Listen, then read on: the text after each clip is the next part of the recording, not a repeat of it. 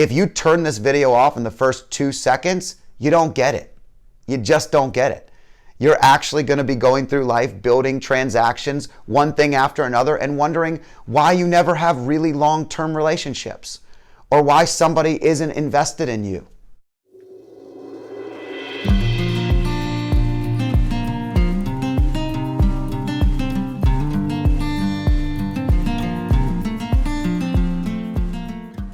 Transaction versus trust. Transaction relationships versus relationships really built on trust and connection. These are things that I think, I'm not alone in this, we notice the difference. Let me describe it. People that are transaction driven are really in it about what they're getting out of it. We would say that they tend to be the takers in the world, right? People that are talking to you, and the whole time they're talking to you, you know that they're just trying to get to the pitch. And the pitch could be what they're selling. The pitch could be what they need from you. The pitch could be like every time this person calls, you know they're going to ask you for something. And maybe you love them. Maybe you want to give it to them every time. Maybe you enjoy helping them. But every once in a while, you know who the transaction-driven individuals in your life are. Transaction people give advice to people that will get them what they want in the short term. Transaction is driven short term and it's not long term. Short term is if I want a job, I may give someone the advice, if they want a job, I may give them the advice that they should make something look better than it should. They might say the words you're looking for. If you're on a date, they might do some research to be the exact person that you want them to be in that moment. Is that building a connection? Is it building a long-term relationship? See, here's the thing about trust, connection, and really about life's best relationships. Life's best relationships are built on trust. They're not built on transactions. Maybe they start with a transaction. Maybe you don't know somebody and you do business together. You buy a car from someone and the person was so awesome that you trade information, that you end up connecting on a different level. Maybe you find out you both like the same sports team and you end up going out to a game sometime, or your kids play soccer together. I mean, whatever it is, life can start with transactions, but it's how you rebuild to a new level of trust that really forms the deep connection, building the relationship. See, in the financial advisory world, in our practice, there are people that will have a relationship with money and only your money. And there are advisors, really great advisors, that will want to know about your life. I did an appointment earlier this week and we were sitting down and talking, and the person started going into the money that they had and exactly what we need to do with the money. I've never met them before. I don't know anything about them. And I let them finish talking respectfully, of course. And then I said, well, can we talk about you for a minute? Can I learn about you? Tell me about your life. Where did you retire from? Are you retired? Are you married? Are you doing certain things in your spare time? How about your kids? Do you have grandkids? Do you travel? Where have you been? I mean, it really starts with understanding what the money was going to be doing for the person's life. That was part of that. If I were just transaction driven, it would have been really quick. I would have said, oh, great, we could do this for the money, we could do that for the money, and that was the end of it. But it's so much bigger than my business. It's so much bigger than just what our business is about, transaction versus trust. Everything we do in life is built on trust. Your best relationships. You know, the unique thing is your personality may dictate whether trust is the first thing you need or the second thing. Analytical, task-driven individuals, so I use the DISC personality assessments all the time. The D's and the C's are your task individuals, and they tend to be a little more analytical, a little more results-driven.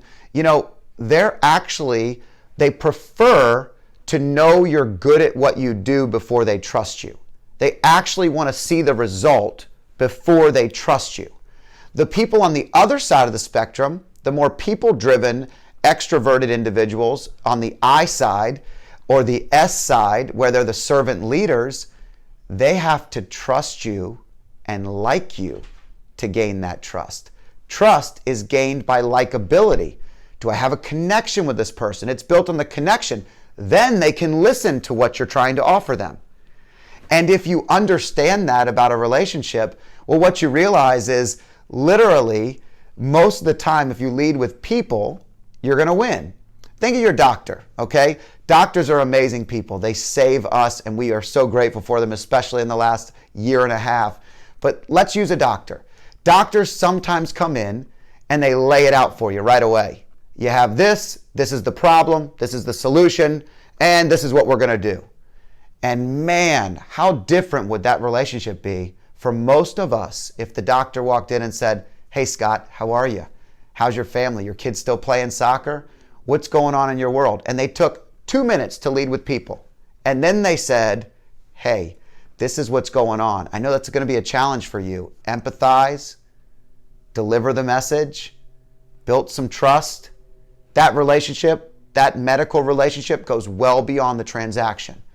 I'm not just at that doctor just for them to tell me what's wrong. Yeah, that's the result I'm looking for, but I really want to know that they understand me. They understand what that result may mean in my life. That's a deeper connection. When you talk to someone, are you waiting to speak so you can tell them what's important to you? Or are we actually hearing what's important to them? How we can help them in some aspect? What are the very things that build trust? And these are sometimes challenging things. They're great for marriage. It's great to actually remember that trust is earned and it's built, but it doesn't stop. Like sometimes you have to reset and rebuild. Marriages are long-term things, right? 20 years, 30 years. I have clients that come in all the time and they've been married 50, 60 years. I can tell you that the trust continuum has gotten deeper.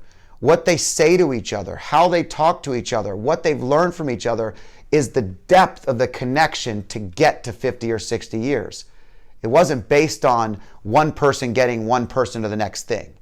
You know, and that's transactions are really one of those things where I always feel dirty.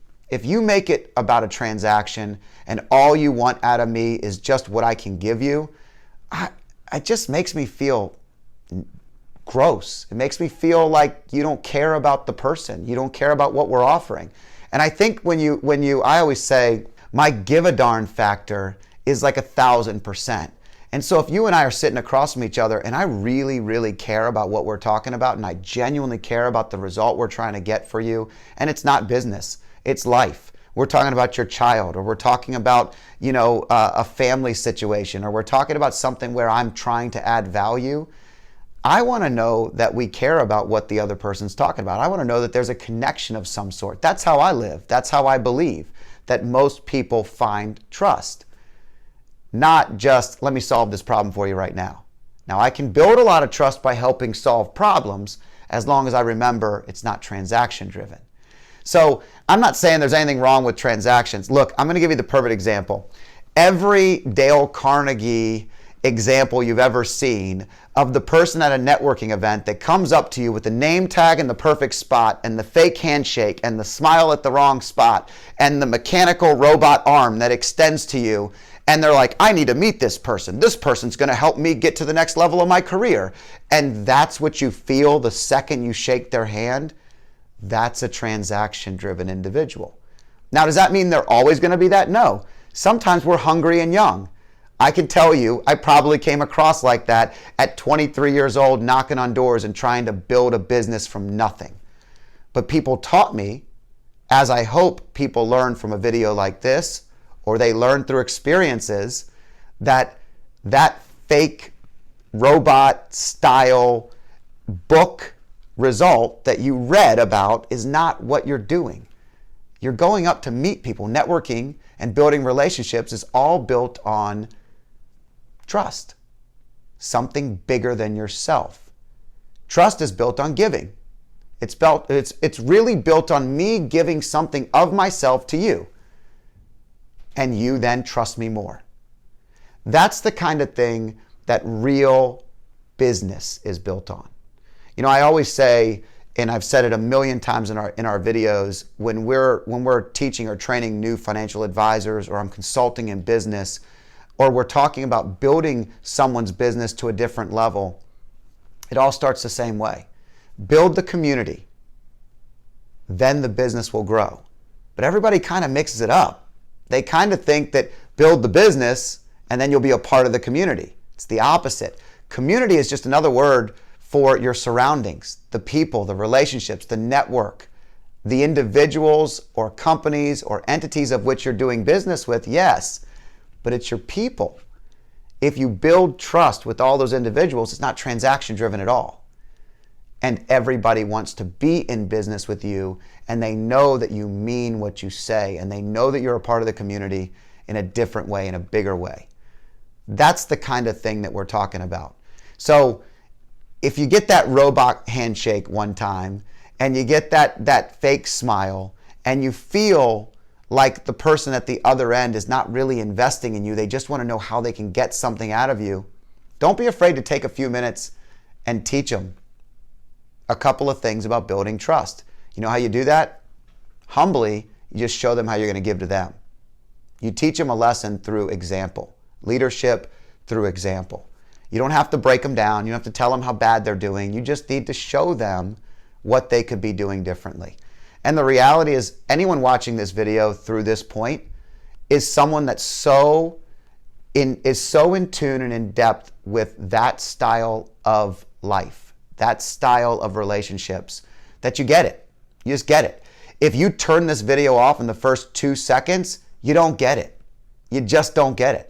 You're actually going to be going through life building transactions, one thing after another, and wondering why you never have really long-term relationships, or why somebody isn't invested in you. You know, this is the kind of thing you get when you develop depth.